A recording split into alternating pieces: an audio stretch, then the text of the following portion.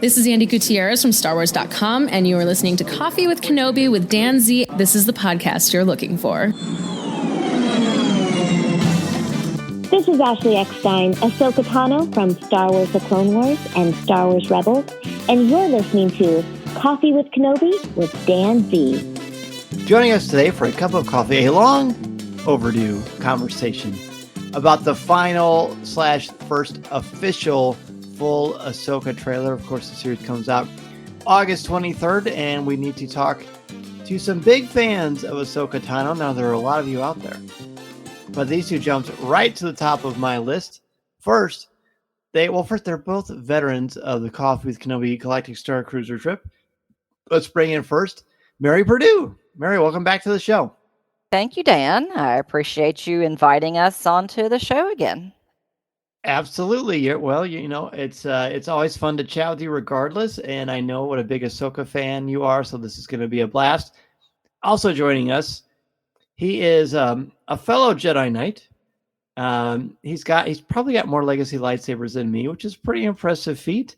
Also a veteran, again, of the Galactic Star Cruiser MEI Mouse Fan Travel Trip, Mr. Chazz Perdue. Chazz, welcome back to the show, buddy. Hello, thank you for having me again. You bet. Well, let's talk about this thing. It came out last week. I postponed talking about it because it was all about Indiana Jones for a good month and a half or so, and that was a blast. But it's time to go to a galaxy far, far away, which is our wheelhouse. And as I've said several times already, you were both Ahsoka fans. Mary, what was your anticipation like before you pushed play on the trailer? Were you nervous about watching it, or how were you feeling? Well, I don't know that I was nervous about watching it. I was anxious to see more of what they have in store for us. This has not necessarily been on the top of my list of all of the shows, Disney Plus shows that were announced, last year before last. Really? Really, yeah. How come? Andor was actually on the top of my list. I just really loved Rogue One, and I love that character. And then the other side of it was, as you know, Chazz and I started with Ahsoka way back in 2008 and with the Clone Wars. And he is, as he can tell you, I'm sure he is a Clone Wars child, whatever. Yes, that's Clone Wars child. Yeah, that was great. That was his entrance. That was his big entrance into Star Wars. And I think I sort of watched Ahsoka and Chazz grow up together in a way. Cool.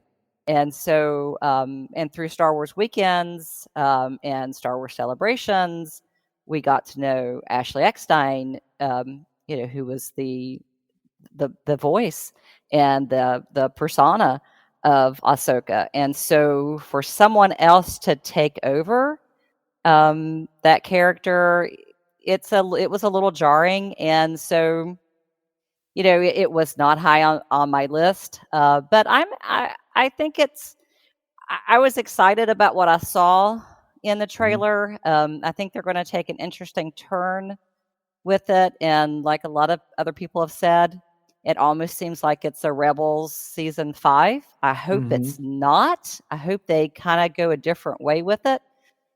Because I would prefer, if it were a Rebels season 5, for it to be animation and not live action. Okay, fair enough. Chazz, what about you? What was your anticipation like before you push play and you're about to watch this trailer for the first time? Again, I wasn't nervous per se. I guess my whole thing was I was thinking, please be a good trailer, because as much as I love all the Rebels characters, I loved Rebels, I love Ahsoka, I wasn't the happiest with the Kenobi show in its entirety, so I'm much more cautiously optimistic with the Ahsoka series. I really did like the trailer, though. I loved that it showed more of the plot. We got to see more of it. So going in, I'm a little bit more excited now for it. I guess I didn't know you were not the biggest fan of the Kenobi series. We'll have to go back to that at some point. Which is fine, which is absolutely fine. My level of sort of fan anxiety was pretty low because, and I've said this several times, so here's the deal. After realizing the power of how effective Indiana Jones and the Dial of Destiny would have been for me, if I didn't know about the first 20 minutes, if I had not watched the trailer or if it wasn't in the trailer, that probably would have set me on a high that would have lasted for a long, long, long time. I keep learning this all the time. The trailers give away the big stuff now. It used to be there were fun teases about things, but just had fun little visual gems. Like the first teaser trailer for Return of the Jedi that was shown in theaters in 1983 or late 82 when the original Star Wars was back in theaters, one of the many re-releases it had. That was thrilling, but it didn't tell you anything about the plot. I miss that. If not for Coffee with Kenobi and doing Facebook and doing the weekly podcast, I probably completely resign myself from trailers altogether. In fact, since I don't really do a Marvel show besides, the occasional CWK Pro episode, I'm pretty well sworn off of trailers altogether. So I didn't really want to watch it. But that being said, I was extremely curious.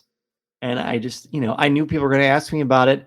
And I knew I was just going to be antsy. So I watched it. I saw the length of it was what gave me hope that it would get fleshed out a little bit more what happened. So, Mary, what is one word you would use to describe this trailer and your overall thoughts on it? You knew that question was coming. I think my main word is intriguing. It is, like Chazz said with the storyline, it is intriguing. Where are they going to go with the whole Thrawn and the phrase "heir to the Empire"? Yes. As being an original Star Wars person, reading those Thrawn trilogy back in the 90s, like we talked about on CWK Live a little bit. I'm interested to see. I'm intrigued to see where they are going to go with Thrawn now. All right, Chazz, one word and overall thoughts on the trailer. My overall thoughts on the trailer before I give my one word. I never read the Thrawn books. I need to still. I've heard they're really good. I do. I'll tell your mother if you don't read it. I do really like though that they are bringing in more from the extended universe. I guess my word would be speculative, because there's a lot of speculation about what's exactly happening with Thrawn, heir to the Empire, how they're going to bring stuff in, and the new Inquisitor we got to look at the end of the trailer. Yes. There's a lot of speculation about him. Or her. To no one's surprise that is listening to the show, I have not heard any speculation about who the people aren't, or what's going to happen in the plot. But what I will say about this trailer is I would say intriguing. It was intriguing. It was fascinating. I was already very excited about this from the beginning. At first, I was a little nervous because I missed the notion of Ashley Eckstein playing Ahsoka Tano. But after I watched the Mandalorian episode and in the Book of Boba Fett when she appears in that towards the end of that first season, I was completely sold on her as a live action portrayal. Now, does it feel like the same Ahsoka? Not so far. It doesn't. But then again, we haven't seen enough of. We have a very, very, very small sample size. And what I think will ultimately work is because she is older. And Ahsoka, the character, is much older than when we saw her in Star Wars Rebels. I think that works to its advantage. So it's pretty clever, and the makeup looks spectacular. This trailer got me more excited, and I was already at a very, very high level for this. So we're not, at least I'm not going to speculate on anything. I just want to deal with what we've seen so far. And Mary, I want to ask you, what are some key things that stood out in this trailer? Just things that stood out. We'll talk about surprises. We'll talk about things that maybe didn't work as well.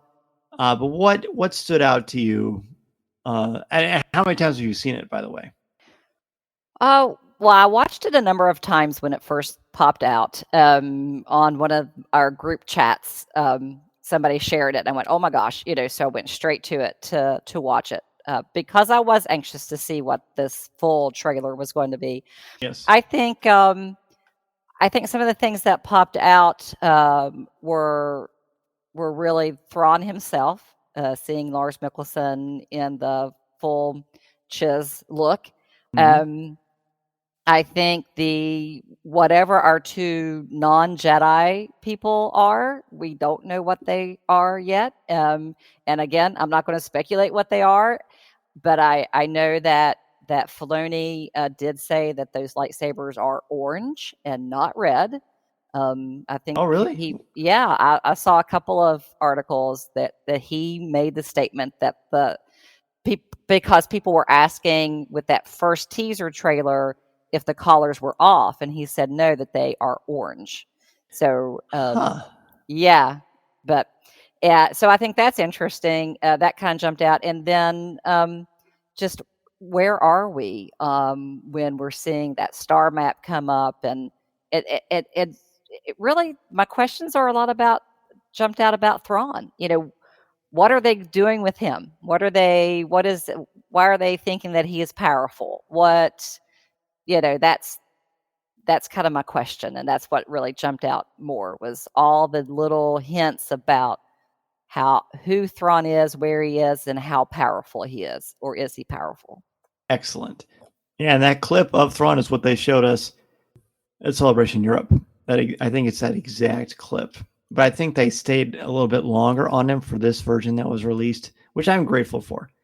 Chazz, what about you? What are some key things or just overall feelings that stood out for you about this trailer?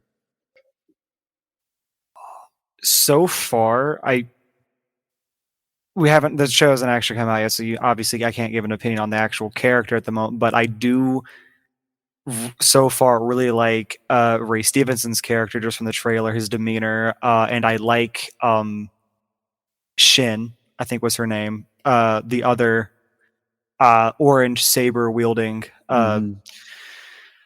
not Inquisitor, I guess, since they're using orange sabers. Not nice person. Yeah, not nice. That's people. The official. Yes, I think that's canon. Our antagonists.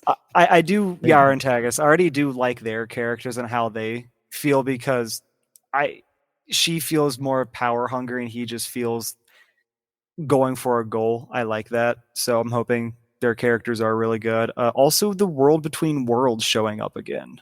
So I'm wondering if there's going to be a little more time travel-y stuff happening. That would be cool. That would be cool, especially since Dave Filoni, I believe Jon Favreau said at Celebration that Ahsoka is Filoni's magnum opus. So that's saying a lot. We know he's told a lot of great Star Wars stories, and a world between worlds, all the great things that we like about Star Wars and animation. We know that Dave Filoni is responsible for to a very significant degree. And since he is the puppeteer of this thing, having it all together is going to be great. And I agree with you. The interesting sort of juxtaposition of the two new antagonists. And I'm going to watch the trailer again, specifically thinking about orange lightsabers, because that's a very interesting idea. There's never been a canonical orange lightsaber as far as I am aware of. And I like that. I also think there's some great stunning visual moments in this as well.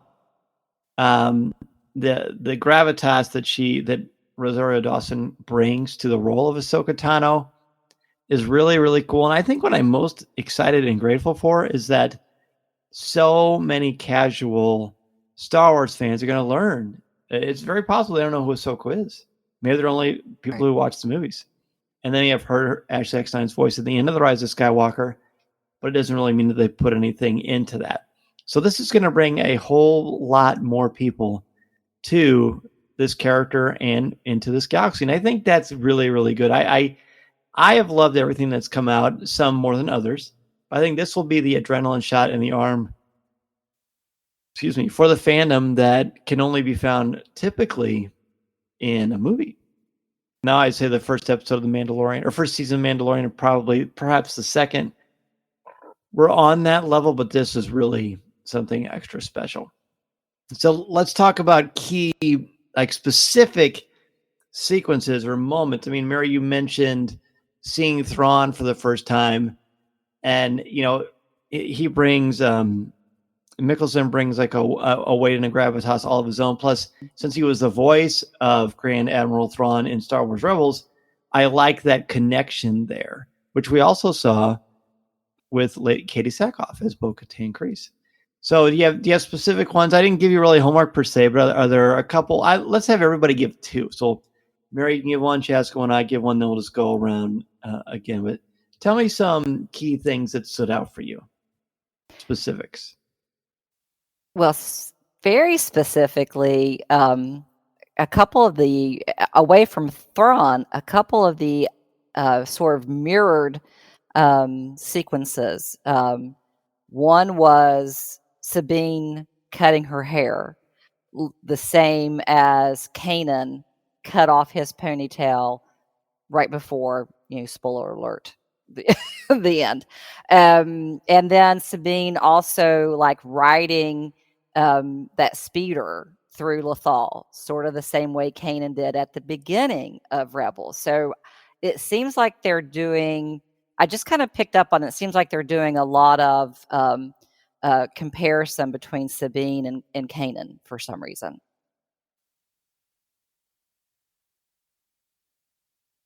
An excellent start. Chazz, what about you? Back to the antagonist. The sequence where Sabine holds up her hand to like use the Force, and Shin says, "You have no power."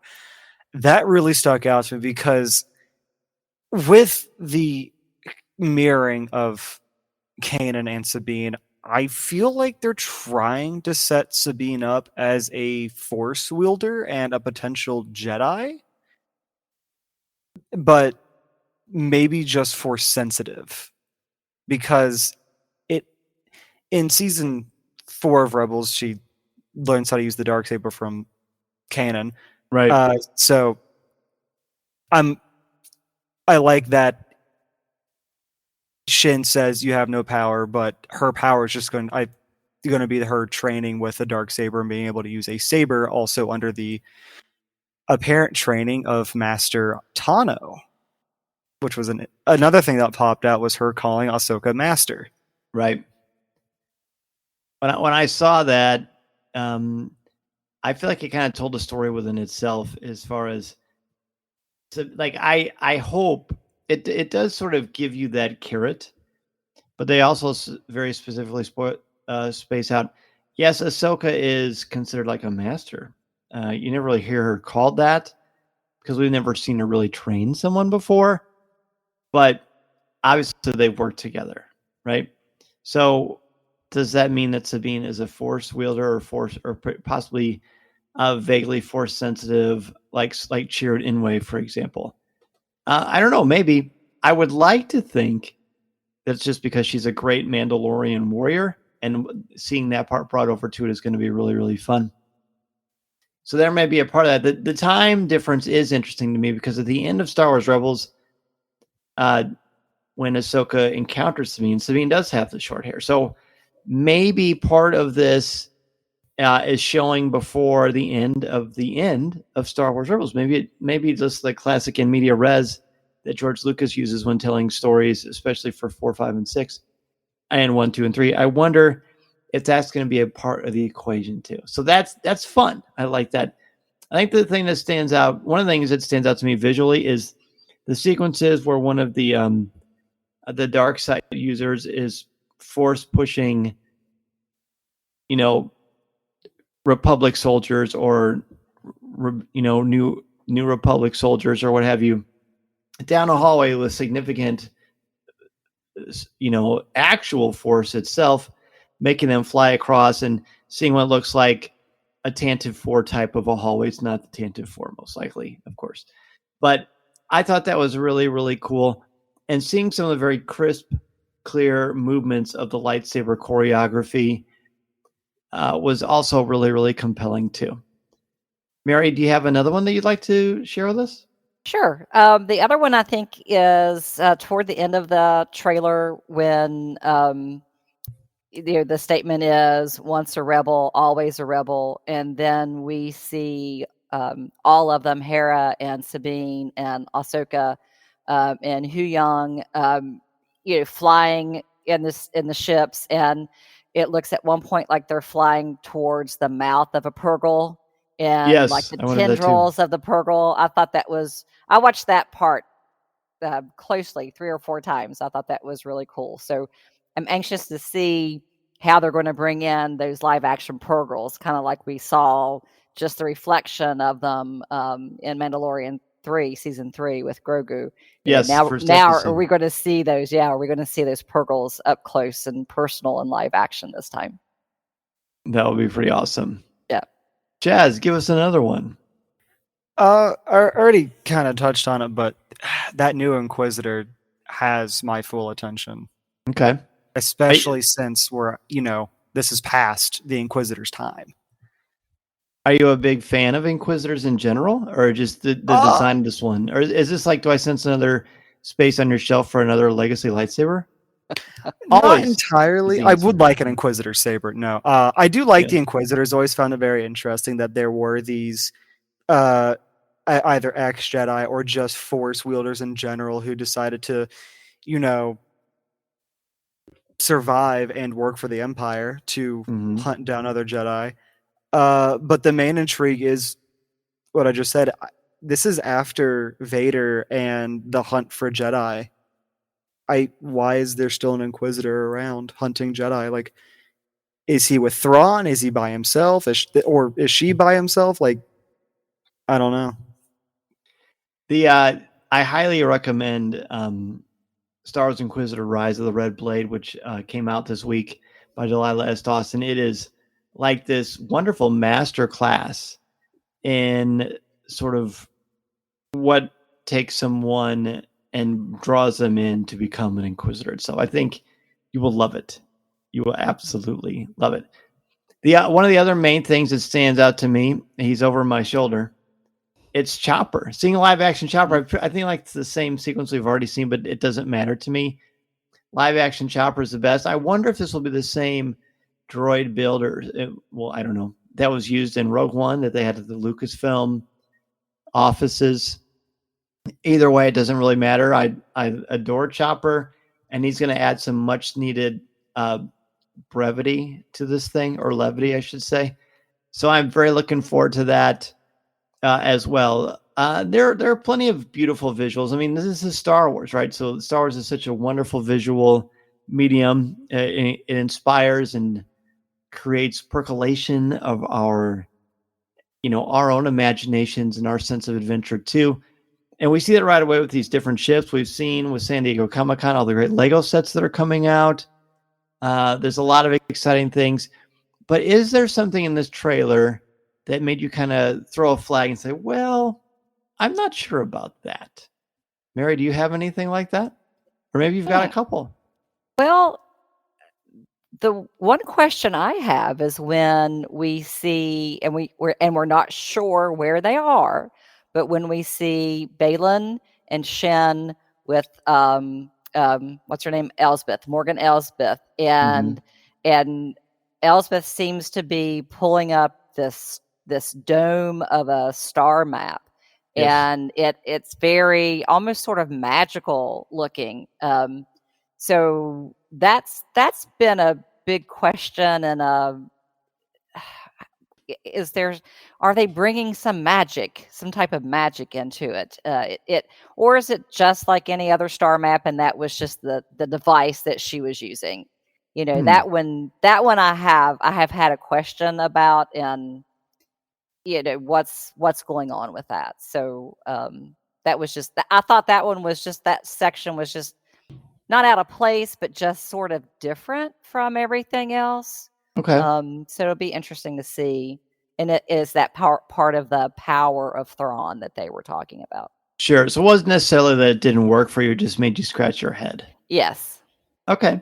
Fair enough. Chazz, anything that didn't quite flip your whopper? I already mentioned it because it's what stood out to me, but it also kind of has me a little is Shin and Sabine in that scene where she says you have no power, I'm actually hoping Sabine isn't force sensitive at all. I want her to just be highly skilled with a saber to fight a force wielder, because the whole, like you said, Mandalorian prowess. If I feel, me personally, if they were going to bring in a force sensitive Mandalorian, I wanted to be a completely new character, like maybe Paz Vizsla's son, since he is such a new character. But that's the only part in the trailer for me that kind of went, like I'd rather Sabine just be highly skilled warrior. Cool. I definitely do not want her to be force sensitive at all. I think that would not be. I would not be happy about that. But we'll just kind of see what happens. The thing that didn't work for me is, and it's early, and again, talk about a small sample size. This is even smaller of a sample size, but the Hera is one of my favorite characters, like hands down, a top tier, not only Star Wars character, but a fictional character overall. And I remember when I was at Star Wars Celebration Europe and Mary Elizabeth Winstead was announced as Hera, I felt a little like deflated a little bit. I mean, I don't have any problem with her work.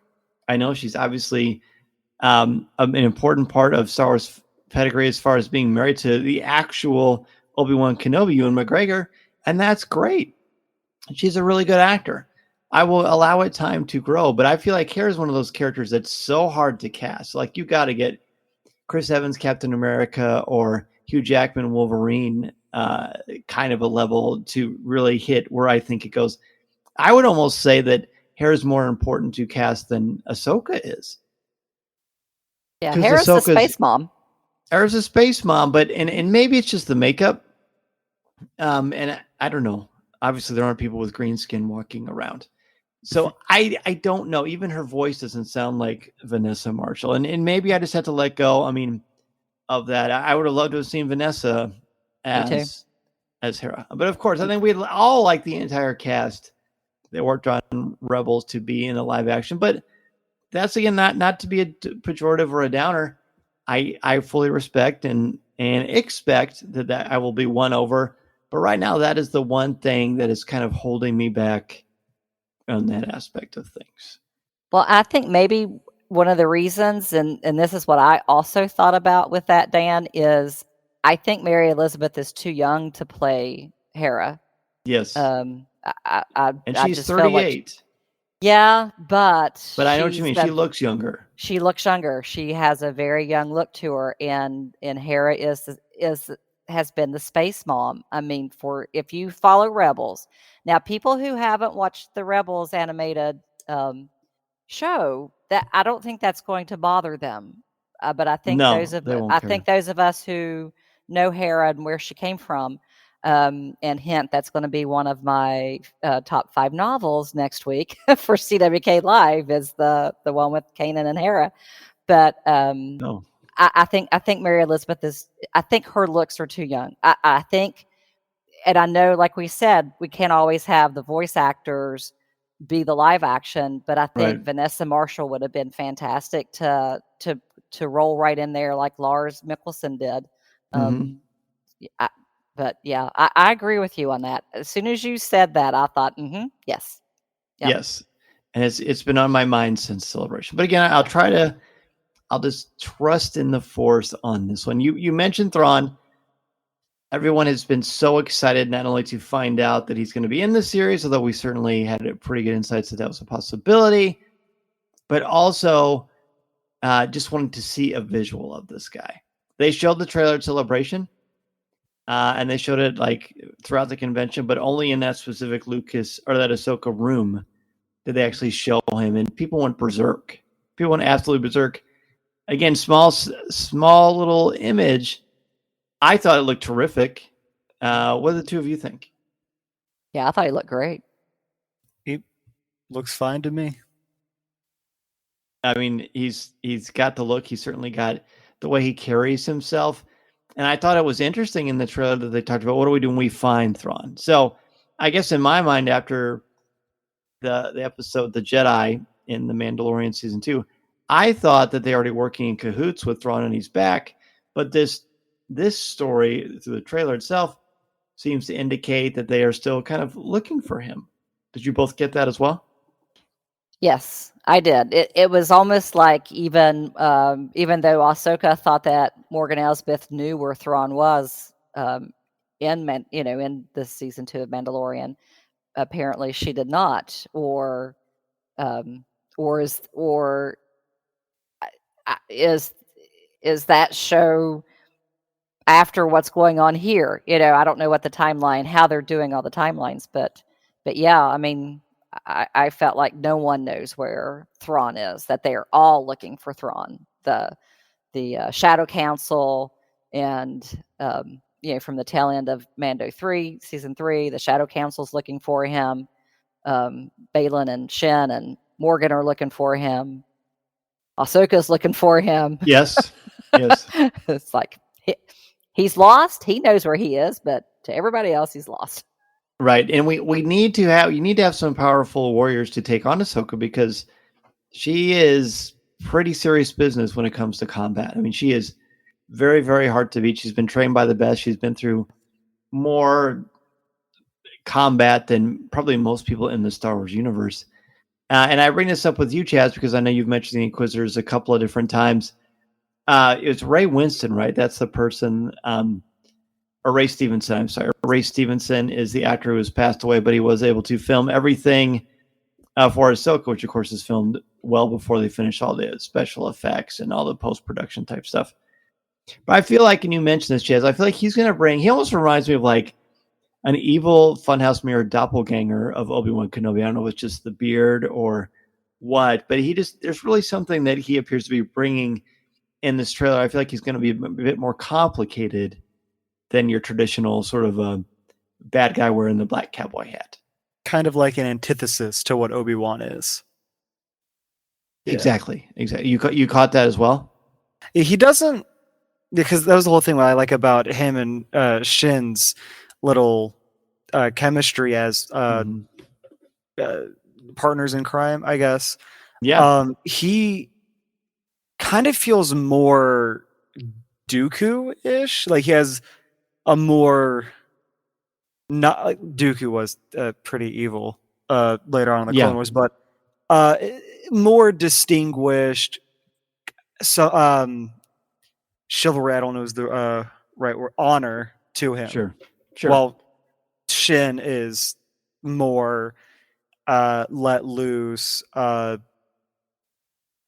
wild. Yeah. Okay. But I definitely picked up on that too. Cool. Let's think about this. You're brought into a room. Kathleen Kennedy sends you a call, or sends you a text message and says, "Mary, we need you to come over to San Francisco or to Los Angeles, depending on where Kathy is these days, for the specific phone call." And she says, "Dave needs some help with Ahsoka. Tell me what needs to be present in the character of Ahsoka for you to feel like this is my Ahsoka Tano." Oh my. Ooh, that's hard. I feel like there is some warmth and caring for others missing from the live portrayal of Ahsoka. I don't feel like the Ahsoka that would say, I'm here to help anyone at any time. She has those couple of catchphrases that she used, especially in season 7. Mm-hmm. I don't feel like that Ahsoka is what we're getting. Now, I know she's older, and I know she's gone through a lot of other things that we have no idea what she's gone through. Right. But from day one, when she was Snips, all the way to fighting, her master under the Darth Vader mask, I feel like there's always been that caring, that empathy, that warmth persona that I am not really getting from the live action. Okay. Chazz, Lucasfilm is really trying to get hold of your mom, but they can't. But they know that you would be an excellent person to ask what needs to be present in the character of Ahsoka Tano for you to feel like, okay, they have nailed the live action portrayal of this character for this series. Honestly, aside from, again, small sample pool, I don't think it's that she's lacking warmth and empathy at the moment, because from what we've seen, she's just kind of been almost just kind of narrating from what we've heard.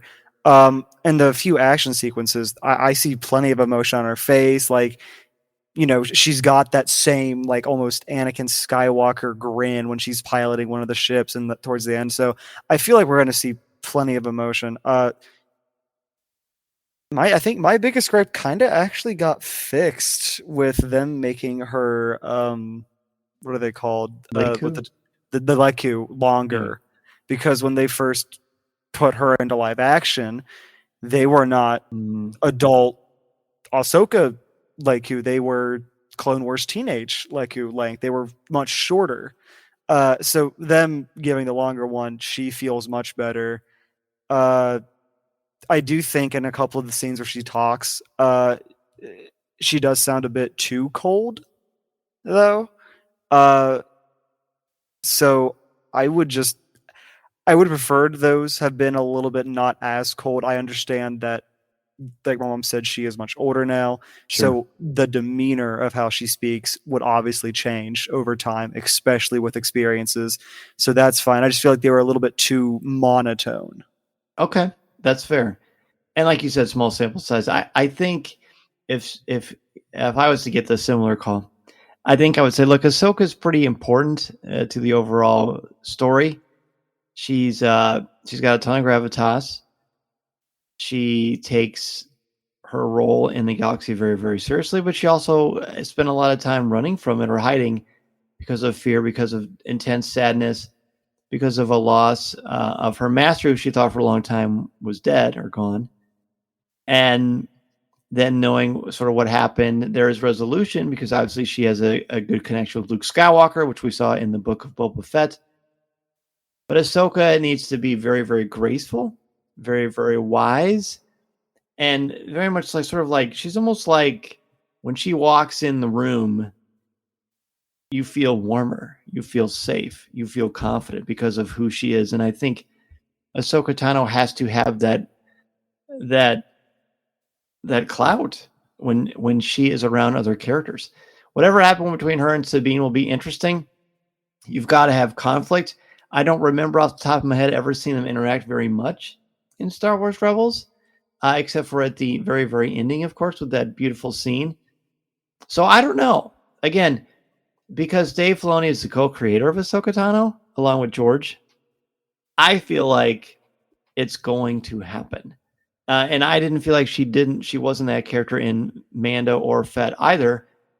I just think that she's older and she's more gun shy for specific reasons, which we sort of have a really good idea of. So I think the real challenge is going to be for Dave and everyone doing this. What can you give us as longtime Ahsoka Tano fans that will add to the character and make it feel fresh and expand her amazing portfolio? And what can you give to this character to introduce people who are not familiar with her at all and to make them want to go back and check out everything else? Yeah, I think those are good points. And with Ahsoka being Dave and George's creation, and I guess really sort of one of the last things that George really created when it comes to, as far as a character, when it comes to Star Wars, there's a lot sort of riding on it, I think, with this series, and with everything that's kind of going on even right now with Disney Plus and Lucasfilm and just Disney Studios altogether. I think there's a lot of pressure that may be going on with this series, and so hopefully they did it right. Hopefully we're going to see a really good series. Hopefully it will even go beyond one season, and that and that we'll be able to see an Ahsoka that will live up to that 14-year-old who we watched grow up into a strong, independent, fearless Jedi that then became not a Jedi, but still a Jedi. Yes, I think that's a really sort of good sort of last word to this, because there's it comes out August 23rd. We're going to get a 2-episode premiere. Mary and Chazz, is there any last minute things you would like to add about the trailer before we sign off, since I can see both your coffees are running pretty low? Well, I was looking at the link you had sent me a second ago, looking at all the new all their sabers. Pretty cool, right? They look really nice. I love their designs. I do hope they do legacy sabers. Excellent. Mary, any last minute thoughts for you? No, I'm just anxious to see the first 2 episodes. Interesting that they're putting out multiple episodes again, like they have done with the last couple of series. But I think that's the way for them to grab people in, and I'm not going to complain. No, me either. And it's going to be a blast. I'm looking forward to talking about it. I'm looking forward to experiencing it. I'm certainly looking forward to top 5s on CWK Live to talk about it. And I'm also looking forward to seeing what the two of you think about this show and series as well. Listening to Coffee with Kenobi, you are, with Dan Z, the podcast you're looking for. This is...